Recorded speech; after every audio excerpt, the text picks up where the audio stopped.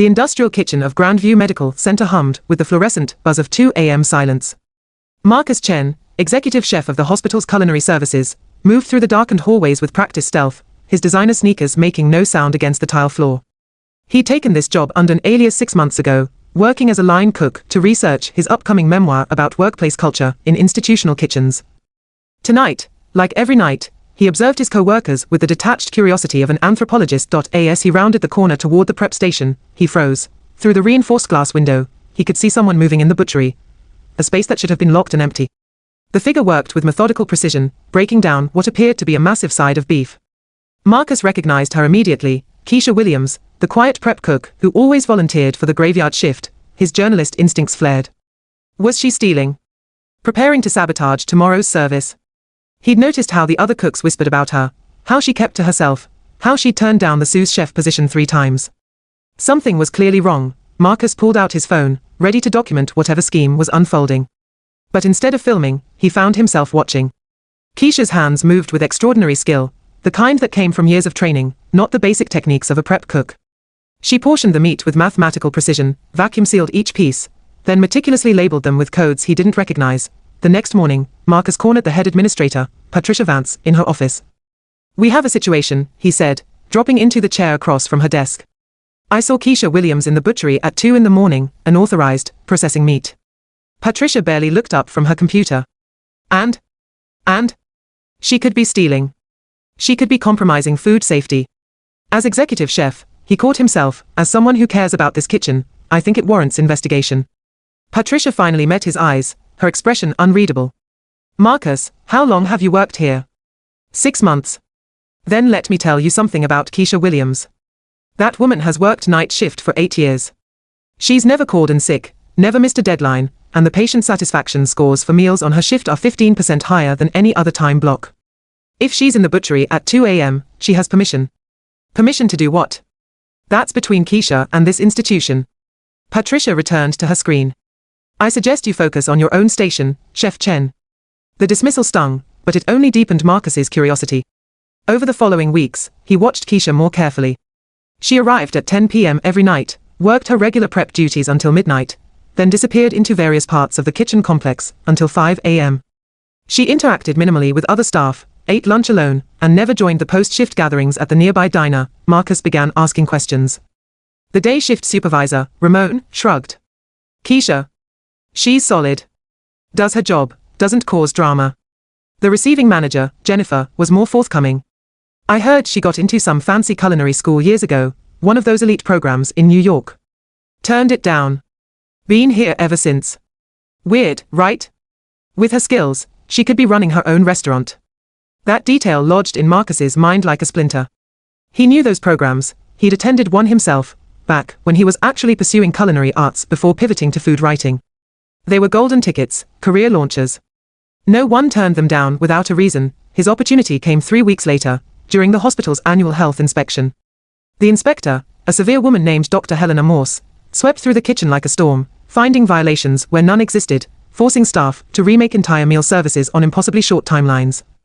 By 1 a.m., the kitchen was in chaos. Marcus found Keisha in the walk-in freezer, checking inventory with her usual calm focus. "How are you so composed?" he asked, genuinely baffled. "The entire kitchen is melting down out there." Keisha didn't look up from her clipboard. "Because this isn't a crisis. It's just noise. Patricia is threatening to fire people if we don't pass. We'll pass." She moved past him, carrying a box of frozen vegetables. Marcus followed her back into the prep area. "Why did you turn down the sous chef position?" 3 times. That made her pause. She set down the box and finally looked at him directly. "Why do you care?" "Because it doesn't make sense. You're clearly overqualified for this job. You work shifts nobody wants. You hide in corners at 2 a.m. doing whatever you're doing. Either you're running some kind of operation, or what?" Marcus realized he'd painted himself into a corner. "Or you're hiding from something."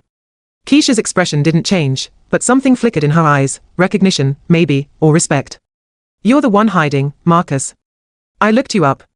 Journalism degree from Columbia, 3 published cookbooks, regular contributor to Food and Culture magazine. What's an executive chef doing working line prep at a hospital in Cleveland?" The accusation hit like cold water. Marcus felt his carefully constructed cover crumbling. Research, he admitted. For a book. About what? How the little people work. There was no anger in her voice, just tired resignation. Let me guess, you're going to write about the struggling institutional cooks, working thankless jobs, their little dreams and tragedies. Very compelling. That's not, save it. Keisha picked up her box again. You want to know what I do at 2 a.m. Fine. Follow me tonight after your shift. But if I show you, you don't write about it. Not in any book, not in any article. Agreed? Marcus nodded, shame and curiosity warring in his chest. That night, at 1:30 a.m., Keisha led him to the butchery, then through a door he'd never noticed before. It opened onto a service corridor that connected to the hospital's pediatric wing. They passed through 2 more security checkpoints, Keisha nodding to night nurses who clearly knew her, until they reached a specialized kitchen facility. Inside, 3 other people were working, a young man in scrubs, an elderly woman in a volunteer badge, and a teenager who couldn't have been more than 16. This is the metabolic kitchen, Keisha explained, donning fresh gloves and an apron. Kids with rare metabolic disorders, they can't process proteins the way normal bodies can. They need specialized diets, precise amino acid ratios. Most hospitals outsource it, but the commercial options are expensive and often inadequate. So 8 years ago, I started doing it myself. Marcus watched as she pulled out the vacuum-sealed portions he'd seen her prepare. Each label now made sense: patient codes, dietary specifications, preparation instructions. The meat you saw me cutting at 3 a.m.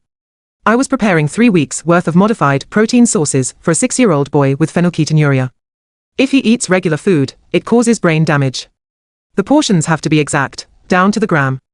The young man in scrubs looked up. Keisha also trains us. I'm doing my residency in pediatric nutrition. Everything I know about practical dietary management, I learned in this kitchen. There are 12 kids currently on Keisha's meal plans, the elderly woman added, measuring out what appeared to be a specialized grain mixture. Before she started this, 2 of them were failing to thrive.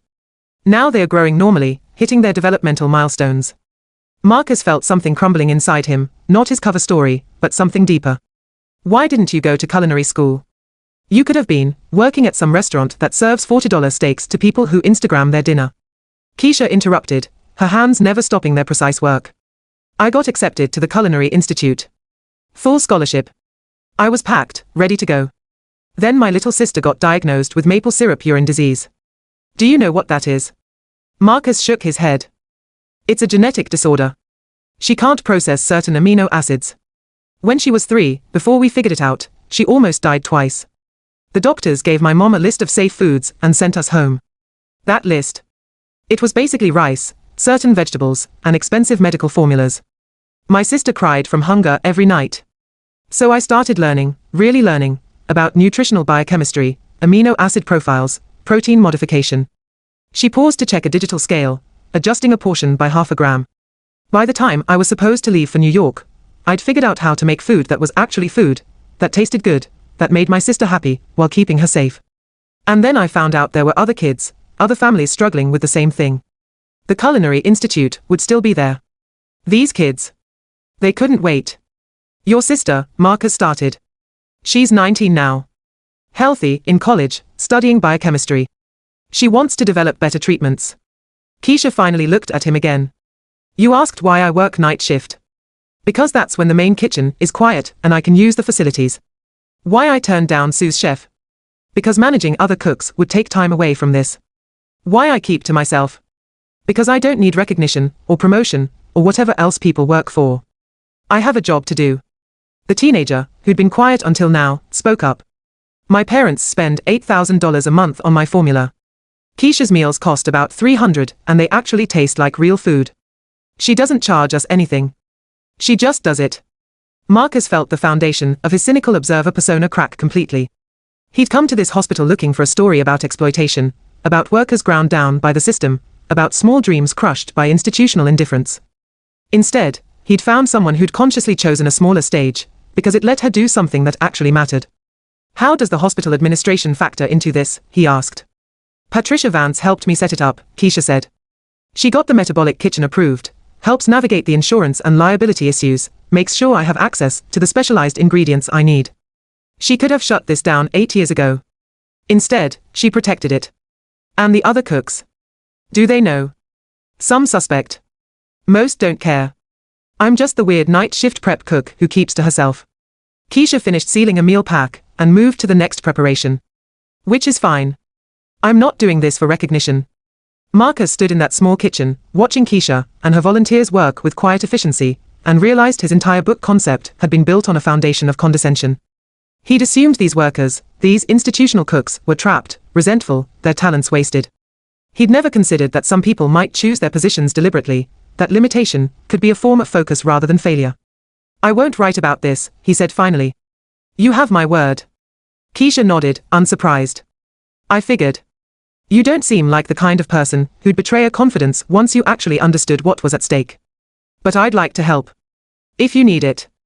Can you calculate amino acid ratios for protein-restricted diets? No. Then the best help you can give is covering the regular prep work, so I have more time here. She handed him a list. Tomorrow's breakfast vegetables need dicing. Think you can handle that, Chef Chen? The gentle mockery stung, but Marcus accepted the list. Yeah. I can handle that. 3 months later, Marcus submitted his manuscript to his publisher, not the exposé he'd planned, but something else entirely, a meditation on purpose, on the ways people find meaning in unexpected places, on the difference between career and calling. He changed all the identifying details, created composite characters, never mentioned Keisha, or the metabolic kitchen directly. He also turned down his next book advance and requested a permanent transfer to night shift at Grandview Medical Center. You're serious? Patricia asked when he made the request official. You want to stay here? As a line cook. As whatever you need, Marcus said. I can prep, I can cook, I can clean. But I'd like to learn what Keisha does. Maybe help expand the program. Patricia studied him for a long moment, then smiled, the first genuine smile he'd seen from her. She said you'd come around. Welcome to the real kitchen, Marcus. That night, at 2 a.m., Marcus stood in the metabolic kitchen next to Keisha, learning to portion protein with gram-scale precision for a 4-year-old girl with homocystinuria. His hands weren't as steady as Keisha's, his measurements not as instinctively accurate, but he was learning. You could have been famous, Keisha said, not looking up from her work. Your books are good. People respect you. And you gave it up to dice vegetables and measure amino acids in the middle of the night. I was famous for writing about food, Marcus replied, finally getting a portion within acceptable range. But I never actually fed anyone who needed it. Seems like I had my priorities backward. Keisha smiled, a rare expression that transformed her usually serious face. You're still going to be terrible at this for at least 6 months. The learning curve is brutal. I've got time. No, you don't. None of us do. That's why precision matters. But her tone was warm, almost affectionate. We've got 4 new patients starting next month. You're going to learn protein modification, whether you're ready or not. As dawn began lightening the windows and the hospital stirred toward its daytime rhythm, Marcus realized he'd finally found what he'd been searching for all along, not a story about other people's sacrifices, but a chance to make his own. The work was invisible, the hours brutal, the recognition non-existent. And for the first time in his professional life, that felt exactly right.